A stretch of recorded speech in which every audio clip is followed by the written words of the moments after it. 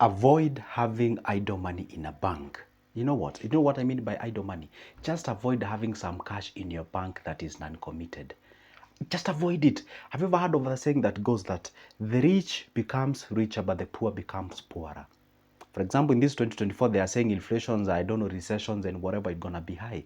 Now, you're supposed to avoid having that idle money in a bank. You know, there's some such kind of money that is resting in your bank. It is doing nothing. So whenever anybody calls you, you can just pick that money and give it to them because it's non-committed, right? By the way, my name is Good Joseph. If you're watching me for the first time, I talk about money, machingling. You know, that's what I talk about. And by the way, I usually upload a video each and every day telling you how to make money, be it either online or offline. I also talk about investments, the finances, how to manage your cash, how to grow ourselves. You see, as Africans, we have to do something. I mean, seriously, let's do something about ourselves. Because the financial literacy was not offered in your school, that's why you're here. Let's go back and do something, okay? But before I do that, if you don't want to miss of my good videos, make sure that you subscribe to this channel. And I know maybe you've been watching, you hear people saying subscribe, you don't know what is subscribing. Let me show you. Down below there, below my followers and below the number of viewers and whatever, and below the likes, there is like a small button written subscribe. It is in black. Hit that magical button. It disappears, all right? And also like the video. That's what we call subscribe. Let's go to the business now. Avoid having idle money in a bank. Now, first of all, let's ask ourselves, so what is idle money? Idle money is what we say, see, idle money. See, idle money is what we say, it's uncommitted, uncommitted money. What does it mean? Uncommitted money, it means it's just resting there, you know, in a bank. It's neither for investments, neither for eating, it's neither for, it is just there, you know. When you're growing up, your parents told you, hey, you're not supposed to eat all the money, save, save, save. And that money is out there. Now, the point is this. If you're having, maybe let's say you have a bank account and you are pumping in more money and you're aiming a certain target, and once you get that target, maybe it's a capital, maybe you want to build some rental houses or something also, that is not an idle money. You know why? You are saving for the purposes of what? Investing. You know what? Now, let me tell you one secret. You only save for 3 reasons. Number one, if you cannot save for either of these 3 reasons, just don't save. Just eat everything, okay? Just eat everything. So we save for 3 reasons. Number one, we save for the purposes of emergency fund, okay? Emergency fund, all right? Number two, we save on the purposes of what? Big purchase, you know? Big purchase. Maybe so you want to buy something, that's the purpose. Then number three, you save for the purpose of what? Investing. Purposes of investing. So if you're just committing some your cash somewhere and it's not falling, it does not fall under these three things, forget about it. Now, avoid this money. This is what you're supposed to do. Now, let me tell you the repercussions or the consequences of having idle money in a bank. Number one, obviously, which I always talk about, it is eaten away by a certain bug. Who knows what that bug is?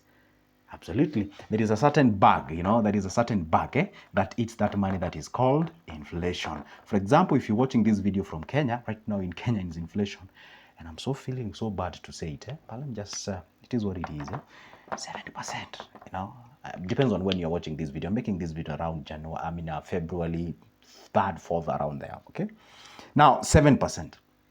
Now, if the inflation is 7%, well, this is according to the last statistics of the December. We were around this 7, actually 7.67%, 7.67%, according to the Central Bank of Kenya. You can check it out there. So the point is this: you're actually losing your money at this particular rate. Now, that's the repercussion number one. Repercussion number two: this money has, or there is a what? A likeliness of actually doing what? Misusing it, like sending to your what? Sending to your in-laws, sending to your brothers, your sisters. If somebody calls you and tells you, hey, you know what?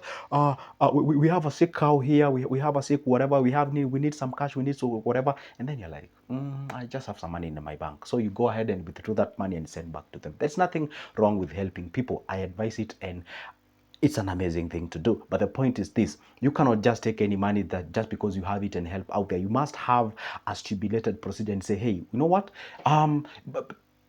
Because you just have the money in the bank does not mean it ought to be withdrawn and just send it anywhere. All right. Now, the point is this: if you have the idle money, uncommitted money, then you'll be like, after all, I've eaten, I've paid my school fees, I've paid for the rents, I've paid for my debts and whatever, and I have some idle cash. Then why not? You just help them. There's no problem with that. But the problem is this: how are you actually investing towards growing yourself? So avoid that. Those are two repercussions as far as having the idle money are concerned. Now, what do you do?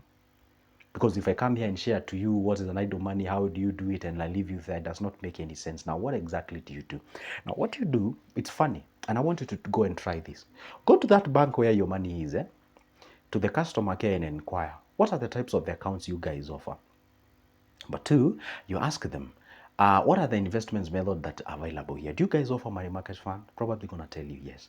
Oh wow. Do you guys people actually, can I be able to, maybe open a certain account or do this? Can I be able to buy shares of your bank? Is yes. It's quite indisciplined that you have some idle money in your bank and the same bank offers money market fund. The same bank can actually invest on, the same bank, it's a PLC, meaning it's a public listed company, meaning you can be able to buy its own shares. Come on. Did you just see what I said there? Now, the point is this. Go to that specific bank, and when you inquire all those questions, some of this information they don't share with you. And if you go, you ask. For example, I showed up to my bank and I asked them, hey, you guys, you have a money market fund? They told me, yeah, yes, we do have a money market fund. By the way, I want to invest in the money market fund. And guess what? They brought me a certain guy out there with suits, and obviously how they appear. And then they tell you, alternatively, instead of investing in money market fund, what you can do, you can open a certain bank account called fixed. And this fixed account, you're sure that money you're safe. And again, this fixed is going to give you like, they were telling me around 6%. You can imagine somebody promising you 6% and you can see where the inflation is. Let me tell you one secret, another thing that you're supposed to understand.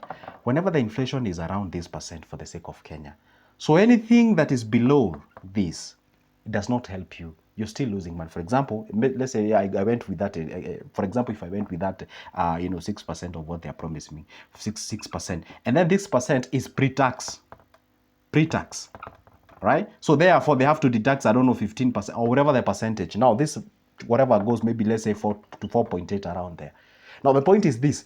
You are given money at a rate of 4.8 and yet the inflation is at 7.6. So you're still losing cash. And ask them, hey, guess what? According to my statistic, the inflation is at this particular rate and you're telling me, give this for me, I don't see it. And they were laughing and they were like, oh, these guys are a bit smart. And they realized they cannot twist them. I told them, hey, give me the forms, I want to open the money market fund. No, it's okay, no problem. And then they want to make it complicated. They gave me like many number of forms. I said, no problem, I'm going ahead and fill it. And I fill all those forms and I open a money market fund with them.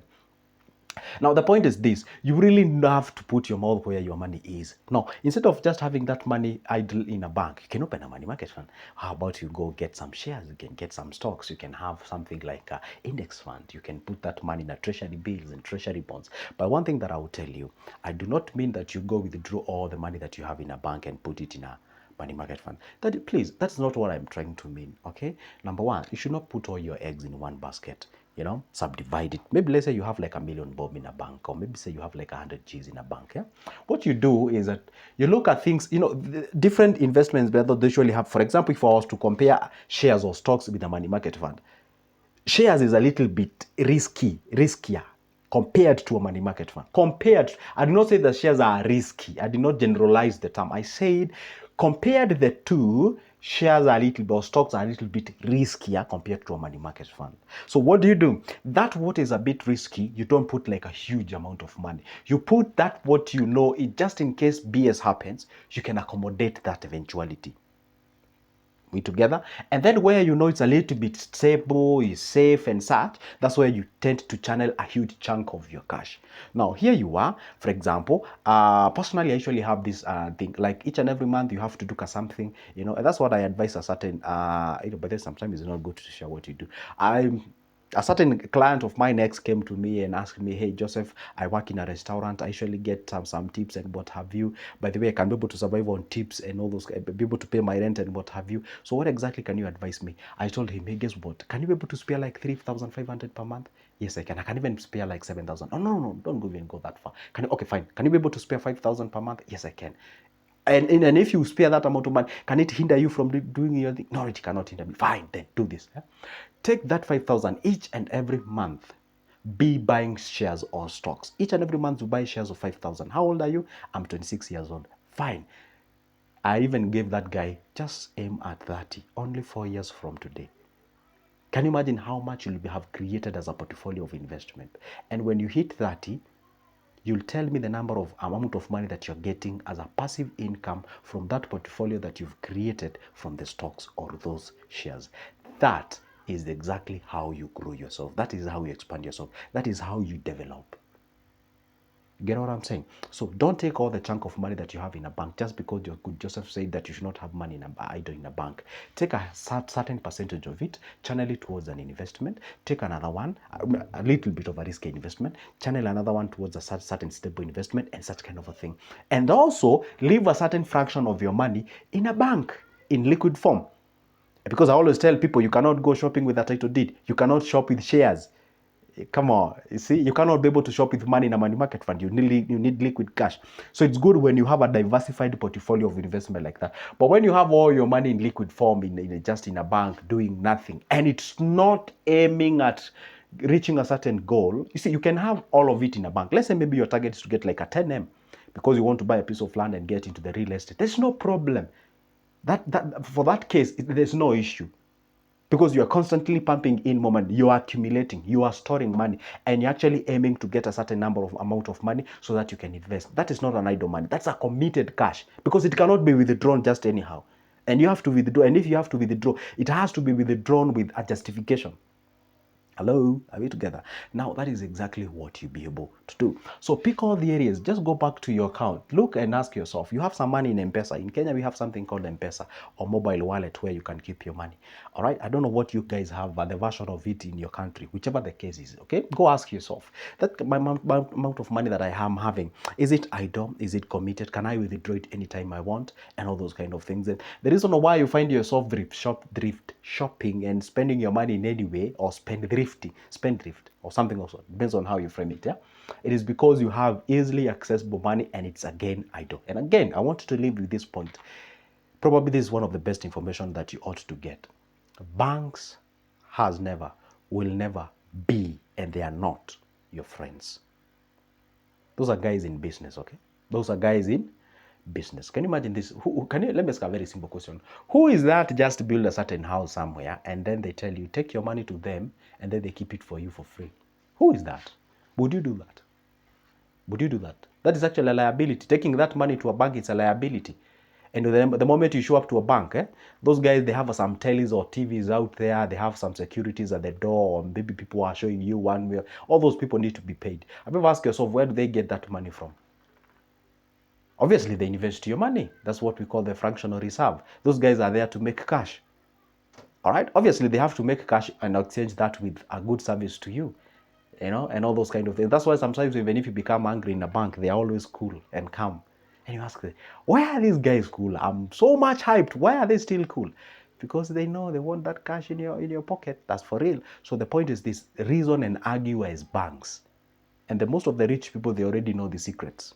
That's why they go take those loans. They know how to manipulate those loans. They know how, when I say manipulate, I mean in a good way. I mean manipulating, yeah. I mean, they know how they can actually maneuver around using those debts and loans and what have you and be able to grow themselves. So that's the reality as far as the investments are concerned. So be very careful, be keen, and actually understand how money works. Don't have it idle in a bank. Anyway, for now, it's a goodbye. But don't forget, you can always pick my number from the description of this specific video. Let's have a conversation pertaining to investments if you need any of my services.